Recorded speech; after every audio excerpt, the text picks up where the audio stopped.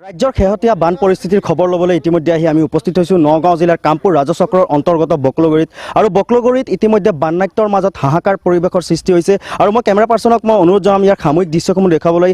ইয়াতে যিসকল বাননাট্যসকল আছে তেওঁলোকে ইতিমধ্যে এটা শিবিৰ আশ্ৰয় শিবিৰ হিচাপে বনাই তেওঁলোকে ইতিমধ্যে জীৱন যাপন কৰিছে আৰু ইয়াৰ অকল বাননাট্যসকল নহয় ইয়াৰ যিসমূহ গৰু ছাগলী হওক পশুধনসমূহ হওক পশুধন ইতিমধ্যে নোখোৱাত এটা হাহাকাৰ সৃষ্টি পৰিস্থিতি কৰিছে ইতিমধ্যে আমি বাননাট্যসকলৰ ওচৰলৈ যাবলৈ চেষ্টা কৰিম বা তেওঁলোকৰ লগত আমি জানিবলৈ চেষ্টা কৰিম যে কি তেওঁলোকৰ জনপ্ৰতিনিধিয়ে হওক বা কোনোবা প্ৰশাসনৰ লোকে হওক তেওঁলোকক আহি কিবা সন্তুষ্ট হওক বা কিবা ৰিলিফৰ কিবা ব্যৱস্থা কৰিছে নেকি দাদা কি ক'ব আজি ইমান দিন হৈ গ'ল বান পৰিস্থিতি হওক বা বানৰ তাণ্ডৱত আৰু আপোনালোকৰ যি শেহতীয়াভাৱে আপোনালোকৰ কোনো জনপ্ৰতিনিধিয়ে হওক বা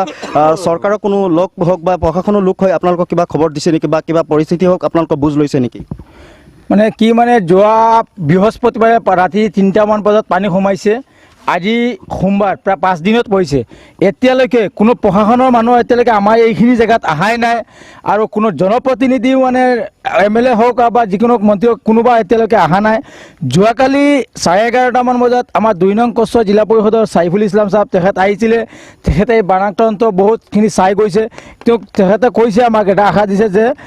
আমিতো চাই গৈছোঁ কিন্তু ৰিলিফৰ বাবদে মোৰ কোনো দায়িত্ব নাই সেইটো বা মই কোনো হেৰি কৰিব পৰা নাই এইটো MLAক যোগাযোগ কৰক কিন্তু MLA ডিম্বেশ্বৰ দাস হয় আমাৰ ৰহা সমষ্টিৰ বিধায়ক তেখেত আজিলৈকে আমাৰ এইখিনি জেগাত তেখেত অহাই নাই বা কোনো খবৰ লোৱা নাই ইয়াৰ পৰা যদি দুই এজন আমাৰ হিলাল বুলি কয় তেখেতে ফোন মাৰিছিলে তেখেতে বোলে ৰিচিভেই নকৰে আৰু আমাৰ যোৱাকালি আমাৰ সভাপতি প্ৰেচিডেণ্ট হয় আমাৰ পঞ্চায়তত তেখেতক আমি ফোন মাৰিছোঁ মই নিজে ফোন মাৰিছিলোঁ বোলে যে আমাৰ ৰিলিফ বা আমাৰ গৰু ছাগলী যিবিলাক অনাশাৰত আছে এইবিলাকৰ অৱস্থা কি হ'ব যে 5 দিনত পৰি গ'ল সেই 5 দিনৰ পৰা তেখেতে ক'লে নাই মণ্ডল আহিব বুলি কৈছে আজি নাহে তেখেত তেজপুৰ গ'ল মণ্ডল তেজপুৰ গৈছে মানে তেজপুৰ যি চাৰ্জ সেইটো সমস্যা ডাঙৰ নে আমাৰ এইটো সমস্যা ডাঙৰ হয় আমি এতিয়া পানীৰ তলত আছোঁ মণ্ডলে কৈছে আমি আজি আহিব নোৱাৰোঁ কালি আহিব নোৱাৰোঁ মানুহ মৰাৰ পিছত আহি পেলাই কি লাভ হ'ব ইয়াত গৰু আমাৰ আজি ৰাতিপুৱা এটা ছাগলী গৰু ছাগলী আজি ৰাতিপুৱা এটা ছাগলী মৰিছে আৰু কিছুমান গৰু বহুত মানে বেমাৰৰ নিচিনা হৈ আছে এইবিলাক মানে গৰু ছাগলী বেমাৰ হ'ব খোৱাৰ অভাৱত আৰু কিবা মানে বিনা তিৰপালত বহুত গৰু বৰষুণত তিতি আছে আৰু আমাৰ যিখন আশ্ৰয় শিবিৰ দিয়া হৈছে 3-4খন তেখেতসকলক আমি ৰাইজে মিলি পেলাই তেখেতক আমি সহায় কৰি আছোঁ কিছুমান 2-1 টকা বৰংগনি উঠাই পেলাই আৰু যিসকল মানে এতিয়া গাঁৱৰ ভিতৰত আছে পানীৰ তলত তেখেতসকলক আমি কোনো উদ্ধাৰ কৰিব পৰা নাই এতিয়ালৈকে তেখেতসকলৰ অৱস্থা কেনেকুৱা আছে আমি নিজে হয় ইতিমধ্যে তেওঁলোকে এটা ক্ষোভ প্ৰকাশ কৰিছে যে তেওঁলোকৰ গৰু পশুধন যিসমূহ গৰু ছাগলী হওক ইতিমধ্যে তেওঁলোকৰ নোখোৱাত বা বেমাৰত এটা গৰু ইতিমধ্যে মৰিছে বুলি তেওঁলোকে জনাইছে আচলতে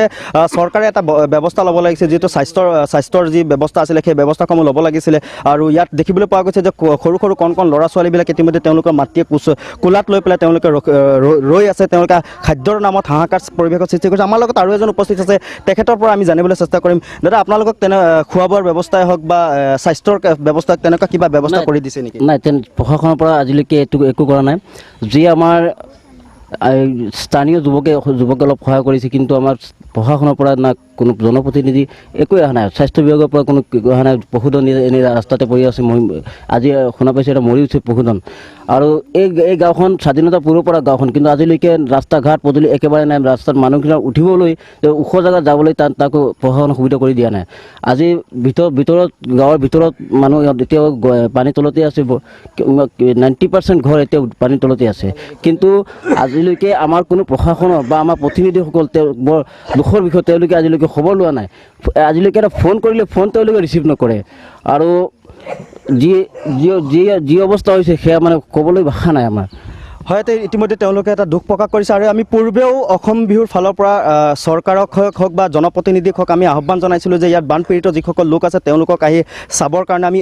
এইটো পূৰ্বতো আমি এইটো অনুষ্ঠানতো আমি তেওঁলোকক অনুৰোধ জনাইছোঁ যাতে চৰকাৰৰ ফালৰ পৰাই হওক বা প্ৰশাসনৰ ফালৰ পৰা হওক বা স্বাস্থ্যৰ শিবিৰৰ ফালৰ পৰা হওক আহি পেলাই এই বানাক্ৰান্ত যিসকল বন্যাত্যসকল আছে তেওঁলোকৰ বুজ ল'বলৈ আমি পৰৱৰ্তী সময়ত আপোনালোকক কামপুৰ ৰাজচক্ৰৰ অন্তৰ্গত আৰু বিভিন্ন স্থানতলৈ আমি আপোনালোকলৈ লৈ যাম আৰু আপোনালোকে চাই থাকিব কেৱল মাত্ৰ আমাৰ অসম ভিউ।